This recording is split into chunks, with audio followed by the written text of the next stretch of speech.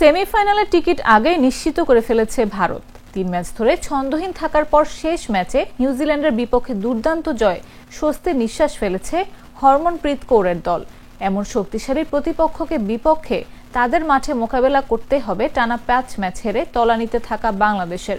ম্যাচটি মাঠে গড়াবে বাংলাদেশ সময় বিকেল ৩:৩০টায়।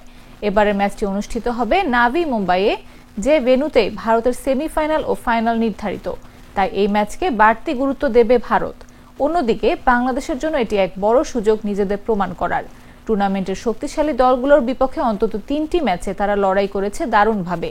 শৃঙ্খলাবদ্ধ বোলিংয়ে ছিল তাদের মূল শক্তি, যা দিয়ে তারা প্রতিপক্ষকে চাপে রেখেছে।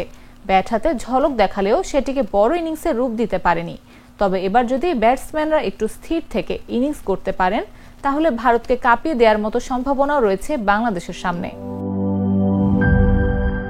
বান্ডেল থাকলে প্রতি সেনমানিতে টাকা বাঁচবে। বিকাশ সেনমানি বান্ডেল কিনে জিতুন প্রতি লেনদেনে।